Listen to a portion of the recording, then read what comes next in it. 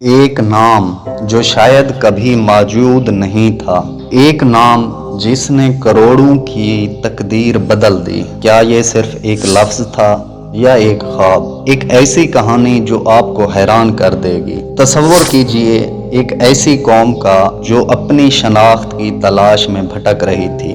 اس کا کوئی نام نہ تھا، کوئی متعین ٹھکانہ نہ تھا، بس ایک بے چینی تھی، ایک تڑپ تھی آزاد فضا میں سانس لینے کی۔ صدیوں سے ایک خطے میں بستے ہوئے بھی ان کا اپنا کوئی الگ تشخص نہ تھا۔ پھر اچانک ایک لفظ ابھرا، ایسا نام جو نہ صرف اس قوم کی قسمت بدلنے والا تھا بلکہ تاریخ کا دھارا ہی موڑ دینے والا تھا۔ کیا آپ جانتے ہیں کہ یہ نام کیسے وجود میں آیا؟ کون تھا جس نے اسے پہلی بار زبان دی؟ اور کیا آپ یہ مان سکتے ہیں کہ ایک وقت ایسا بھی تھا جب اس نام کو محض ایک پاگل کا خواب سمجھا گیا تھا؟ سوچئے، کیا یہ نام ہمیشہ سے ہماری قسمت میں تھا یا یہ کسی کے گہرے تخلیق اور ولولے کا نتیجہ تھا؟ آج ہم اس گتھی کو سلجھائیں گے۔ السلام علیکم، آپ دیکھ رہے ہیں ہسٹوریکل سیریز۔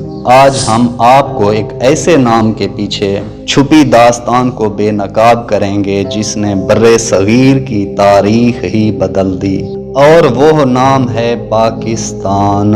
ہر قوم کا اپنا ایک نام ہوتا ہے، ایک ایسی شناخت جو اس کی تاریخ، ثقافت اور امنگوں کو سموئے ہوئے ہوتی ہے۔ لیکن دنیا میں چند ہی ایسے ملک ہیں جن کا نام ان کی آزادی اور وجود کی علامت بن گیا۔ آج ہم ایک ایسے ہی نام کی کہانی بیان کرنے جا رہے ہیں، پاکستان، ایک لفظ جو برِ صغیر کی گہری تاریخ سے ابھرا اور کروڑوں دلوں کی دھڑکن بن گیا۔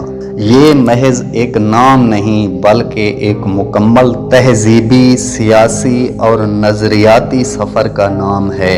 19ویں صدی کے آخر اور 20ویں صدی کے اول میں برطانوی راج میں برِ صغیر کے مسلمان ایک مشکل صورتحال سے دوچار تھے۔ 1857 کی جنگ آزادی کے بعد انہیں نہ صرف سیاسی طور پر کمزور کیا گیا بلکہ تعلیمی اور معاشی میدان میں بھی پسماندگی کا شکار رہے۔ دوسری طرف ہندو اکثریت کے سیاسی اثر و رسوخ میں اضافہ ہو رہا تھا اور مسلمانوں کو اپنی تہذیبی، مذہبی اور سیاسی شناخت کے حوالے سے خدشات لاحق ہونے لگے۔ سر سید احمد خان جیسے رہنماؤں نے مسلمانوں کو تعلیمی میدان میں آگے بڑھنے کی ترغیب دی، لیکن یہ احساس گہرا ہوتا جا رہا تھا کہ ایک الگ سیاسی پلیٹ فارم ضروری ہے۔ اسی ضرورت کے پیش نظر 1906 میں مسلم لیگ کا قیام عمل میں آیا۔ ابتدا میں مسلم لیگ کا مقصد مسلمانوں کے حقوق کا تحفظ تھا، لیکن جلد ہی یہ بات واضح ہو گئی کہ مسلمانوں کا مستقبل ایک علیحدہ وطن کے بغیر محفوظ نہیں رہا۔ شاعر مشرق علامہ اقبال نے 1930 میں اپنے الہ آباد کے خطبے میں مسلمانوں کے لیے ایک الگ ریاست کا تصور پیش کیا جس میں برِ صغیر کے شمال مغربی مسلم اکثریتی صوبوں کو شامل کرنے کی بات کی گئی۔ یہ ایک ایسا خیال تھا جس نے مسلم قوم میں ایک نئی روح پھونک دی، لیکن سوال یہ تھا کہ اس معجزہ ریاست کا نام کیا ہوگا، اس کی جغرافیائی حدود کیا ہوں گی اور یہ خواب حقیقت کا روپ کیسے دھارے گا۔ یہ وقت تھا جب انگلستان کی کیمبرج یونیورسٹی میں قانون کے ایک نوجوان، متحرک اور ذہین طالب علم چودھری رحمت علی کے ذہن میں ایک چمکتا ہوا خیال آیا۔ وہ برِ صغیر کے مسلمانوں کے لیے نہ صرف ایک الگ وطن کے پرزور حامی تھے بلکہ اس کے لیے ایک ایسا نام چاہتے تھے جو اس قوم کی امیدوں کا ترجمان ہو۔ 28 جنوری 1933 کو چودھری رحمت علی نے اپنے 4 دوستوں محمد اسلم خان، شیخ محمد صادق عنایت علی خان اور محمد سلیم قریشی کے ساتھ مل کر ایک چھوٹا سا مگر تاریخ ساز پمفلٹ جاری کیا۔ اس کا عنوان تھا اب یا کبھی نہیں، کیا ہم ہمیشہ کے لیے زندہ رہیں گے یا مٹ جائیں گے۔ اسی پمفلٹ میں انہوں نے پہلی بار پاکستان کا لازوال نام تجویز کیا۔ یہ نام محض ایک لفظ نہیں تھا بلکہ بر صغیر کے شمال مغربی مسلم اکثریتی صوبوں کے پہلے حروف تہجی سے ایک خوبصورت مرکب تیار کیا گیا تھا، یعنی کہ پی سے پنجاب، اے سے افغانیہ صوبہ سرحد جو اب خیبر پختونخوا ہے، کے سے کشمیر، ایس سے سندھ اور تان سے بلوچستان جو ستان جیسے گلستان یا ریگستان سے لیا گیا تھا۔ یہ نام صرف جغرافیائی طور پر درست تھا بلکہ اس میں فارسی کا لفظ پاک بھی شامل تھا، جس کا مطلب ہے مقدس یا صاف۔ یوں یہ نام پاک سرزمین کے تصور کو بھی اجاگر کرتا ہے۔ چودھری رحمت علی خان کا ویژن صرف پاکستان پر ختم نہیں ہوا تھا، وہ بر صغیر کے دیگر مسلم اکثریتی علاقوں کے لیے بھی الگ ریاستوں کے تصور کو پروان چڑھا رہے تھے۔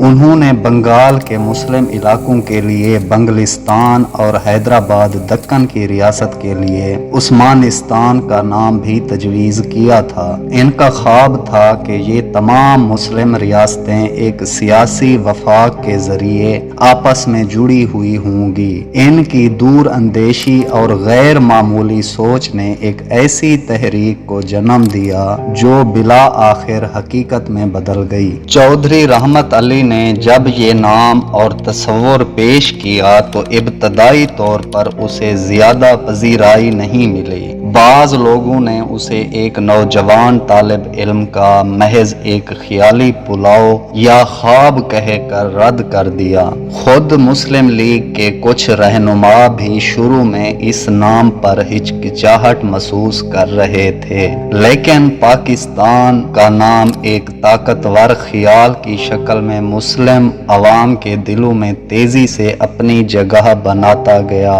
قائد اعظم محمد علی جناح جو مسلمانوں کے حقوق کے سب سے بڑے وکیل بن چکے تھے، اس نام کی اہمیت کو سمجھا۔ مسلم لیگ نے دھیرے دھیرے اسے اپنی سیاسی ایجنڈے کا حصہ بنانا شروع کر دیا۔ لاہور میں 1940 کی قرارداد پاکستان کے بعد اگرچہ اس میں براہ راست پاکستان کا نام نہیں لیا گیا تھا، لیکن اس قرارداد نے مسلمانوں کے لیے ایک الگ وطن کے مطالبے کو مزید تقویت بخشی۔ اس کے بعد پاکستان کا نام ایک نعرہ بن گیا، ایک امید بن گیا۔ مسلم لیگ کے جلسوں اور جلوسوں میں یہ نام گونجنے لگا۔ یہ وہ نام تھا جس نے بر صغیر کے کونے کونے میں پھیلے مسلمانوں کو ایک لڑی میں پرو دیا۔ یہ نام صرف ایک جغرافیائی خطے کی نشاندہی نہیں کرتا تھا بلکہ ایک ثقافتی، مذہبی، قومی شناخت کی ترجمانی کرتا تھا۔ پاکستان کا مطلب کیا؟ لا الہ الا اللہ جیسے نعروں نے اس نام کو مزید مذہبی اور نظریاتی گہرائی دی۔ عوام نے اس نام کو اپنی تقریر سے جوڑ لیا اور اس کے لیے ہر قسم کی قربانی دینے کے لیے تیار ہو گئے۔ طویل جدوجہد، بے پناہ قربانیوں اور قائد اعظم محمد علی جناح کی ولولہ انگیز قیادت کے نتیجے میں وہ دن آن پہنچا جب ایک خواب حقیقت بن گیا۔ 14 اگست 1947 کو بر صغیر کے نقشے پر ایک نیا آزاد اور خود مختار ملک ابھرا جس کا نام تھا اسلامی جمہوریہ پاکستان۔ پاکستان کا نام جو ایک نوجوان طالب علم کی سوچ سے شروع ہوا تھا، اب ایک کروڑوں کی آبادی والے ملک کی پہچان بن چکا تھا۔ یہ کوئی پرانا نام نہیں تھا جو صدیوں سے چلا آ رہا ہو، بلکہ یہ ایک نیا نام تھا جو ایک نئی قوم، نئی امید اور نئے آغاز کی علامت تھا۔